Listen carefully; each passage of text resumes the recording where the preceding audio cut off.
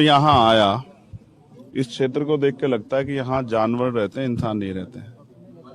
और अगर आप इनका घर और हालात देखोगे, यहाँ के आसपास के लोगों के, पक्की छतें नहीं है लोगों के पास। दिल्ली है देश की राजधानी, और हालात क्या है ये आपको बताना जरूरी है। जो घटना हुई वो कितनी डरावनी है, इसके विजुअल्स आप लोगों ने देखे, हम लोगों ने भी देखे। जब तक उसके अंदर जान थी तब तक वो गुंडा चाकुओं से उस पर हमला करता रहा,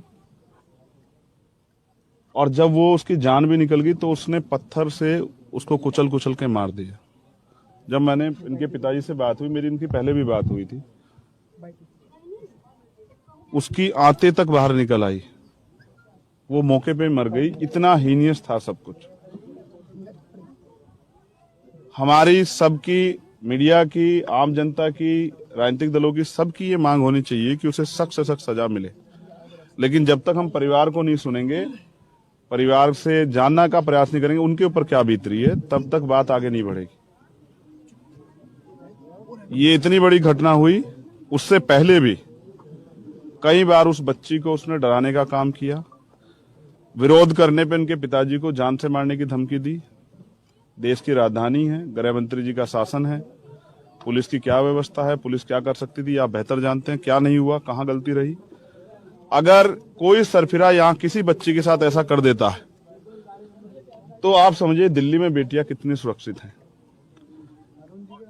ये होना चाहिए था कि इस परिवार को, क्योंकि कल रात में 2 बजे भी इनके साथ ताका झाकी हुई। कोई यहां झांक रहा था, कोई इनकी रेकी कर रहा था, लगातार रेकी इनकी जारी है। मैं जब पिछली बार रात में चुपचाप आया, क्योंकि मीडिया के लोग पूरा भौकाल वकाल मचा के रखते हैं, कहाँ थे, क्या हुआ, ये है वो है, तो उस रात मुझे पता लगा कि ये यहाँ पर नहीं है। फिर मेरी इनसे फोन पे बात हुई,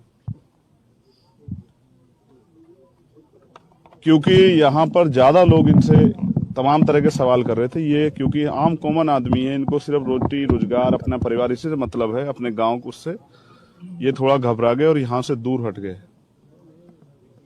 फिर ये वापस लौटे। जैसे वापस लौटे, हमारी यूनिट यहाँ लगी हुई थी, तत्काल हमारे लोग आए, हमने फिर इनसे वार्ता की और हम इंतजार कर रहे थे कि बहुत सारी जो पुलिस की इन्वेस्टिगेशन है उनके बारे में हमें जानकारी मिल जाए, क्योंकि हमने यहाँ के अधिकारियों से बात की थी कि भाई इसमें और कितने लोग हैं, क्या अकेले आदमी ने इतना साहस किया है, उसके और भी सहयोगी थे, अगर सहयोगी थे तो उनको क्या खोजा गया है, क्या इसको रिमांड पे लेकर उससे पूछताछ की गई है। ऐसी कोई भी जानकारी हमें नहीं मिली। अब परिवार की एकमात्र मांग ये है कि उसको फांसी की सजा, हीनियस क्राइम है, सरकार फास्ट ट्रैक कोर्ट में मुकदमा चला के उसको फांसी की सजा करे। ये नहीं चाहिए जिससे कि अपराधियों में डर पैदा हो। आज के अपराधियों में डर खत्म हो गया। ये पहला मामला नहीं है, चाहे हमें याद हो निर्भया का मामला, चाहे हमें नागल का मामला याद हो जो नागल में 9 साल की बच्ची के साथ हो, चाहे ये वाला मामला याद हो। इन सब मामलों में जितना अपराध किया जा सकता था उससे भी ज्यादा अपराध करने का प्रयास किया गया। अच्छा है कि पुलिस ने उसको त्वरित गिरफ्तार किया।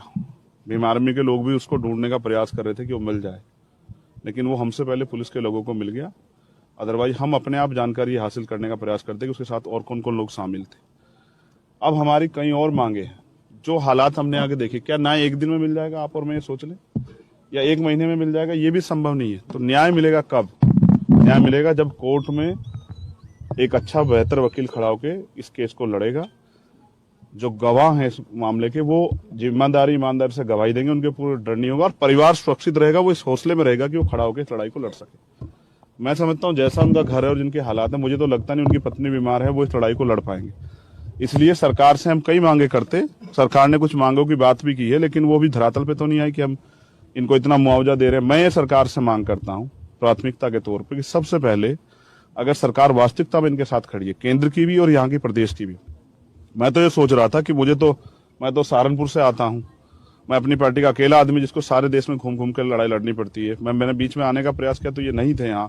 फिर मेरी इनके फोन पे बात होगी, हमने कहा कि तो एक समय बना के हम लोग आएंगे, चुपचाप आपकी पूरी लड़ाई की जानकारी करके इसको लड़ेंगे। लीगल की तरफ से हमारे लोग इसको लड़ेंगे, इस केस को पूरे, कि उससे फांसी से भी कोई कठोर सजा हो तो हम लीगल के जरिए साबित करके उसको सजा दिलाएं।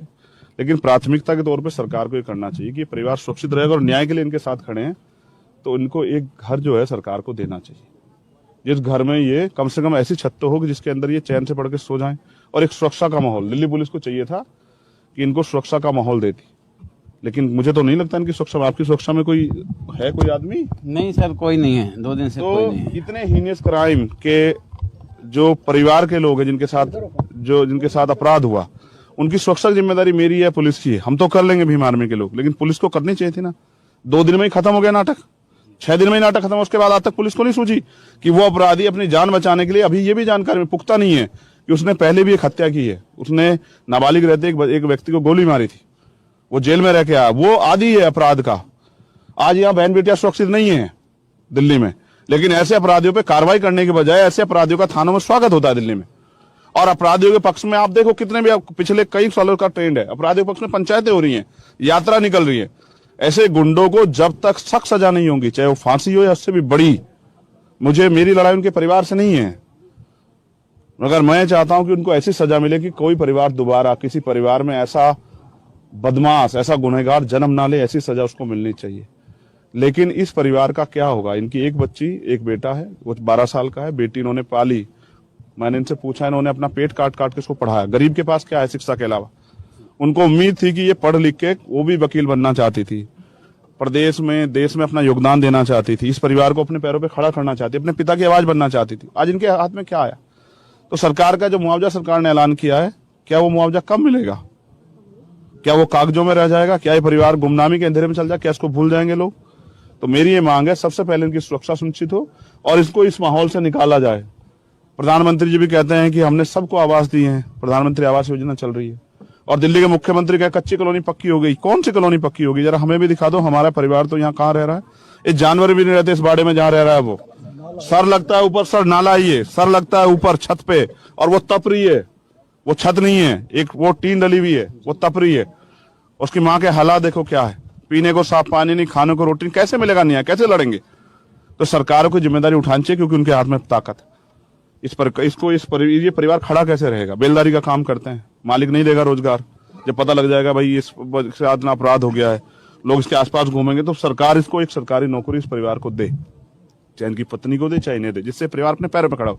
न्याय देना है तो न्याय की आवाज को, न्याय के चरित्र को मजबूत करना पड़ेगा ना। ये होगा न्याय कि ये अपने पैरों पर खड़े हो, अपनी बेटी के लिए न्याय के लिए लड़े, जैसे निर्भया की मां लड़ी, जैसे हाथरस का परिवार लड़ा, ये भी लड़े।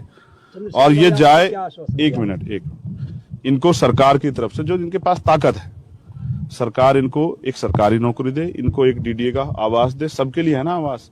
जब गरीबों को नहीं मिलेगा, जो जरूरतमंद है उनको नहीं मिलेगा, जो लाभार्थी, असली लाभार्थी उनको नहीं मिलेगा, तो ये किसके लिए? ठेकेदारों के लिए आवास? तो इनको एक आवास दें। अगर वो ऐसा नहीं करते, और दुख इस बात का है कि देश के प्रधानमंत्री भी यही रहते हैं, गृह मंत्री भी रहते हैं, उनके बड़े बड़े नेता भी यही रहते हैं, दिल्ली के मुख्यमंत्री भी यही रहते हैं, लेकिन एक बार उनको इस परिवार की सुध लेने की नहीं लगी। मुख्यमंत्री जी को समय नहीं लगा। अब मैं आ गया हूं तो कहीं और लोग आएंगे, आके इस परिवार के आंसू पूछने की बात की। यही होता है दिल्ली में, चाहे वो नागल का मामला हो, चाहे और कोई मामला हो। जब मैं आ जाता हूं फिर सब लोग आते हैं, लेकिन क्योंकि हमारा संगठन यहाँ काम करता है, हिमांशु जी, रविंद्र भाटी जी, हमारे महेश पवार, नरेंद्र, बिकुराम जैन साहब, ये हमारे लोग हर मामले को लड़ते हैं। मैं तो आके चला जाऊंगा, लेकिन इस परिवार को न्याय कैसे मिलेगा ये तय करेंगे। हमारे सुप्रीम कोर्ट के जो लॉयर हैं, लीगल साल के हमारे जो इंचार्ज हैं, MS आर्या जी, वो इस केस को लड़ेंगे और हम उसको फांसी से भी सख्त से सख्त सजा दिलाने के लिए हम फास्ट ट्रैक कोर्ट की भी जो हमारी मांग है उसको भी हम एनालिसिस करेंगे, उस पर हो रहा है नहीं हो रहा है काम। हम एविडेंस के साथ टेम्परिंग ना हो, इसलिए उसकी बेल को भी अपोज करने के लिए खड़े होंगे, और उसके जो सहयोगी साथी जिन्होंने इसमें उसका हाथ बटाया, हम प्रयास करेंगे कि इसकी जांच हो, उसको रिमांड पे लेके इसकी फेयर इन्वेस्टिगेशन हो, जिससे कि उसके आरोपी साथी ना बचे। हम प्रयास करेंगे, ये व्यक्ति अपने ये परिवार अपने पैरों पर खड़ा रहे, इसलिए हम मुख्यमंत्री का भी घेराव करेंगे कि वो इनको एक सरकारी आवास और एक सरकारी नौकरी दें, और इस परिवार के लिए सुरक्षा की व्यवस्था करे दिल्ली पुलिस। तो इसके लिए हम जल्द मुख्यमंत्री आवास का घेराव करेंगे, और यहाँ के जो और नेता हैं, केंद्र के मंत्री, उनके आवासों का भी घेराव करेंगे। हम अपने परिवार को अकेला नहीं छोड़ेंगे, क्योंकि जिनका